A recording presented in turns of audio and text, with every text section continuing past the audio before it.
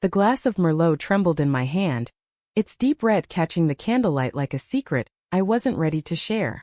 I stood in the crowded tasting room, surrounded by laughter and clinking glasses, but all I could see was her Harper leaning against the oak bar, her dark eyes scanning the room like she was searching for something she'd lost. Our gazes collided and the world fell silent, as if the universe had pressed pause just for us. My name is Elena, and at 28 I thought I knew what I wanted. A quiet life, a steady job, maybe a cat to keep me company. But that night in Napa Valley, at a wine tasting I'd only attended to appease my friend Mia, everything changed. Harper, with her sharp blazer and sharper wit, was a storm I hadn't seen coming. The tasting room smelled of oak and blackberry notes, the air thick with the hum of conversation.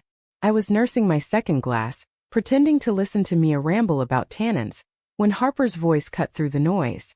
"You look like you're analyzing that wine like it's a math problem," she said, her tone teasing but warm, her lips curling into a half-smile that made my stomach flip. She was 30, I'd later learn, a sommelier with a reputation for knowing wine like some people know their own heartbeat. I laughed, caught off guard. "Is it that obvious I'm out of my depth?" I asked, tucking a strand of chestnut hair behind my ear. "Only to someone who's paying attention," she replied, her eyes lingering on mine a beat too long. My cheeks warmed and I blamed the wine, but deep down I knew it was her. We talked for hours that night, moving from the bar to a quiet corner of the vineyard's patio, where fairy lights twinkled like stars. Harper told me about her childhood in Seattle, how she'd escaped a strict family to chase her love for wine. I shared my own story. Growing up in a small California town, always feeling like I was waiting for something bigger, something more. There was an ease to our conversation, like we'd known each other forever, but also a tension, a pull that made every brush of her hand against mine feel like a spark. As the night wound down, Harper leaned closer, her voice low. "You ever feel like you're standing on the edge of something, and you're not sure if you should jump?" I swallowed hard, my heart pounding. "All the time," I whispered. "Then maybe we should jump together," she said, and before I could overthink it, she kissed me. It was soft at first, tentative, like she was testing the waters.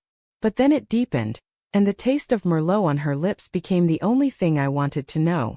That kiss was the beginning, but it was also the start of something far more complicated than I could have imagined. Harper wasn't just a woman who walked into my life. She was a force, a challenge, a mirror reflecting parts of myself I'd never dared to face. And as I stood there, lost in her, I had no idea that our story would become a battle of love, fear, and the courage to be who we truly were. The next morning I woke up with her number scrawled on a napkin in my purse, my head spinning with more than just the wine. I texted her before I could talk myself out of it, and by that afternoon we were meeting for coffee in downtown Napa. The cafe was cozy with exposed brick walls and the scent of espresso in the air. Harper walked in, her black hair slightly tousled, and I felt that same jolt from the night before. "You didn't run away," she said, sliding into the seat across from me, her smile teasing but her eyes searching. "Not yet," I shot back, trying to match her confidence. But inside I was a mess.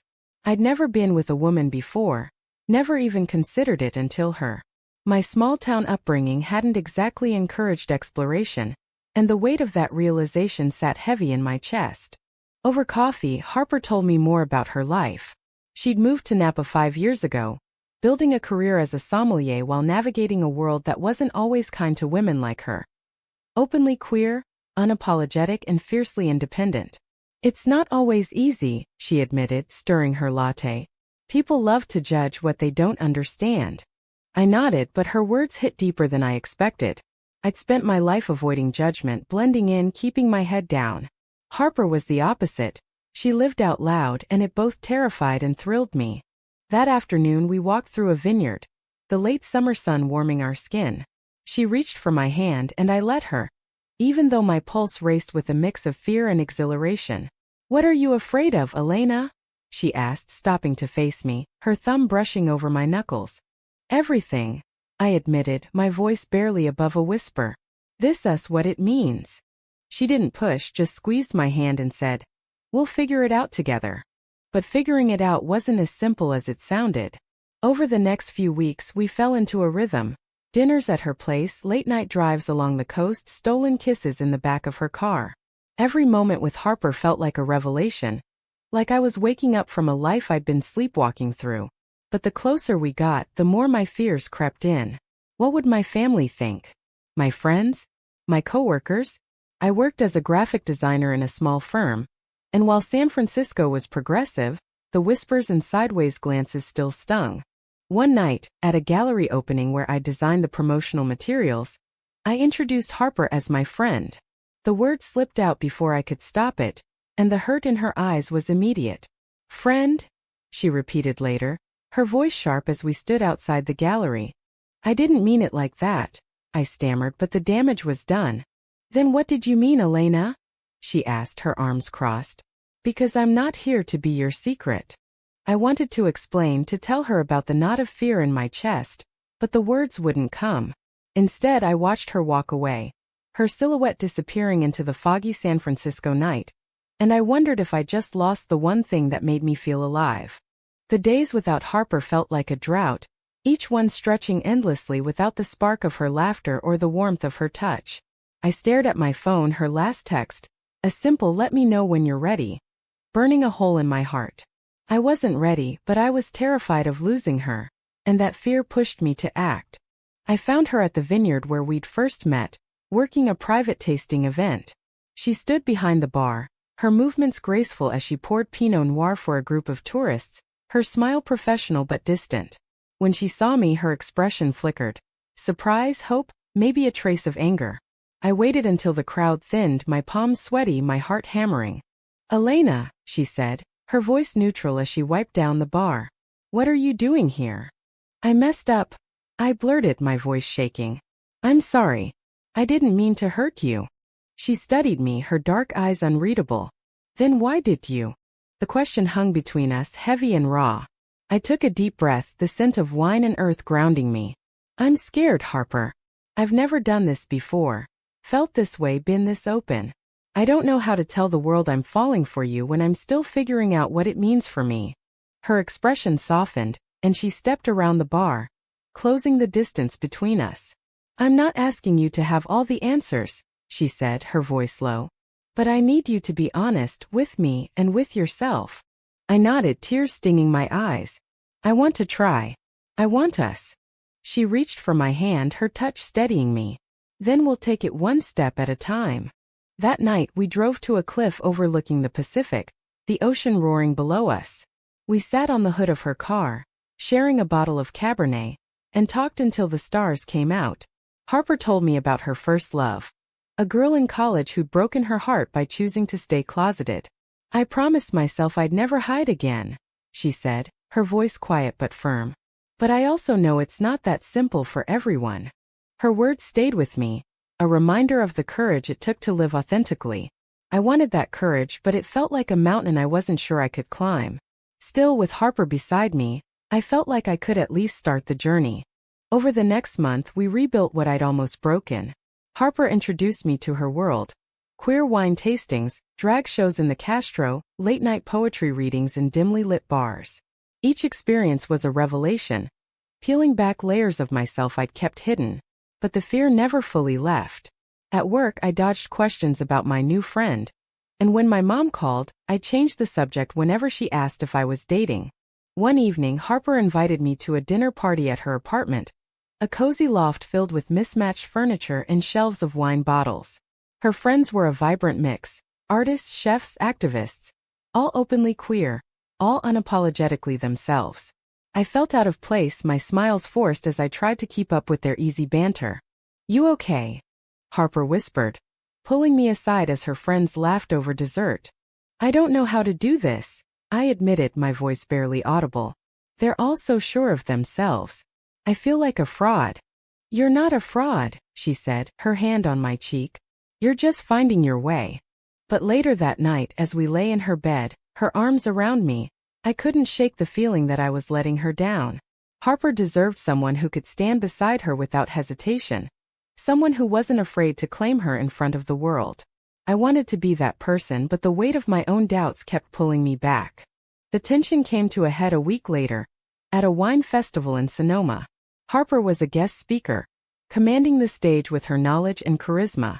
I watched from the crowd, my heart swelling with pride but also aching with the realization that I was still hiding. After her talk, a woman approached her, all smiles and compliments, her hand lingering on Harper's arm. Jealousy flared in my chest, sharp and unexpected. When we were alone, I couldn't hold it in. Who was she? I asked, my tone sharper than I intended. Harper raised an eyebrow. Just a colleague. Why? You seemed close, I said, hating how small I sounded. She sighed, running a hand through her hair. Elena, I'm not hiding who I am. I'm out there living my life. If you're not ready for that, I get it, but don't put it on me. Her words cut deep, not because they were cruel but because they were true. I was holding us both back, and the realization left me reeling. That night, as I drove home alone, I knew I had a choice to make. Step into the unknown with Harper, or let my fear win. The mirror in my apartment felt like a judge, reflecting back a woman I barely recognized. I'd spent hours that morning staring at myself, trying to find the courage to tell my best friend, Mia, the truth about Harper. The weight of my silence was suffocating, and I couldn't keep living in this limbo. Not if I wanted a future with her. I met Mia at our favorite diner, a retro spot with red vinyl booths and the smell of pancakes in the air. She was already there, sipping coffee, her blonde hair pulled into a messy bun. You look like you're about to confess to a crime, she teased as I slid into the booth. I forced a laugh, but my hands were shaking. I need to tell you something, I said, my voice barely steady. I'm seeing someone. Her name's Harper. Mia's eyes widened, but she didn't miss a beat. Okay, wow. That's amazing, Elena. Tell me about her. Her acceptance should have been a relief, but it only made the next step feel bigger. If telling Mia was this hard, how would I face my family? My parents, with their traditional values and small-town mindset, weren't exactly the poster children for open-mindedness. But Mia's support gave me a sliver of hope, a reminder that not everyone would turn away. That night, I called Harper and asked her to meet me at the pier. The San Francisco skyline glittered across the water, and the cool night air helped clear my head. When she arrived, her blazer swapped for a leather jacket. I felt that familiar pull in my chest. I told Mia about us, I said, the words rushing out. I'm trying, Harper. I'm really trying. She smiled, a real one this time, and pulled me into a hug. I see you, Elena. I know it's not easy. For a while things felt lighter. We spent weekends exploring the city, from hole-in-the-wall bookstores to rooftop bars with views of the Golden Gate Bridge. Harper taught me how to taste wine properly, laughing when I made faces at the oaky Chardonnays. But the more I fell for her, the more I realized how much I was still holding back. The turning point came at a family dinner at my parents' house in Sacramento. I hadn't planned to tell them about Harper, but when my mom started asking about my dating life, the words slipped out. I'm seeing someone, I said, my voice trembling. Her name is Harper. The table went silent. My dad's fork froze midair, and my mom's smile faltered. Her, my mom repeated like she hadn't heard me right. Yeah, I said, my heart pounding. I'm in love with her. The argument that followed was a blur of raised voices and hurt feelings. My dad called it a phase. My mom worried about what the neighbors would think. I left their house in tears, driving back to San Francisco with a hollow ache in my chest.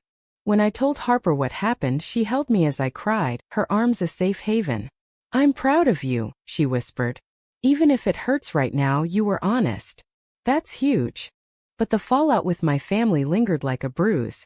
I started pulling away, not because I loved Harper any less, but because the weight of disappointing my parents was more than I'd expected. Harper noticed, of course, she always did. You're shutting me out, she said one night, as we sat on her balcony overlooking the city. I can feel it. I'm not, I lied, but my voice betrayed me. Elena, I can't keep doing this if you're only half in, she said, her eyes glistening. I love you, but I need you to choose me, all of me. Her words were a wake-up call, but they also terrified me.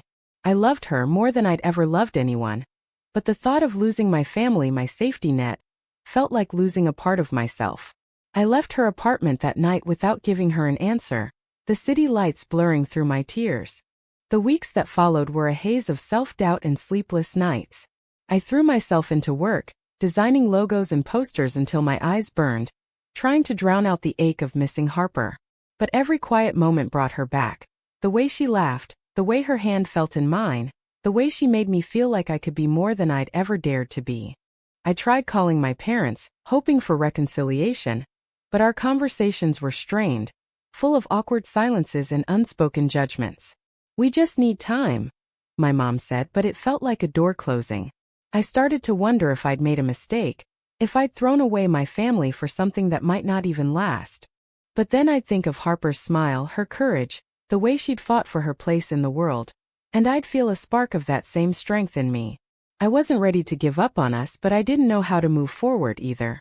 One rainy afternoon, I found myself at the vineyard where we'd met, drawn there like a moth to a flame. The tasting room was quiet, the air heavy with the scent of damp earth. Harper wasn't working, but I sat at the bar anyway, sipping a glass of Merlot and replaying our story in my head. "Thought I might find you here," a familiar voice said. I turned to see Harper, her hair damp from the rain, her eyes cautious but warm. "I didn't know you'd be here," I said, my voice catching. "I wasn't supposed to be," she admitted, sliding onto the stool next to me. "But I had a feeling." We sat in silence for a moment, the weight of everything unsaid hanging between us. Finally I spoke. "I'm scared, Harper. Not just of losing my family, but of not being enough for you. You're so sure of who you are." "I'm still figuring that out." She reached for my hand, her touch grounding me. "You think I'm sure?" "Elena, I'm terrified half the time. But I know what I feel for you, and that's worth fighting for." Her words broke something open in me and I started to cry, right there at the bar. "I love you," I said, the words raw and true. "I don't want to lose you." "Then don't," she said simply, pulling me into her arms. We spent the rest of the day talking, really talking about our fears, our hopes, our dreams.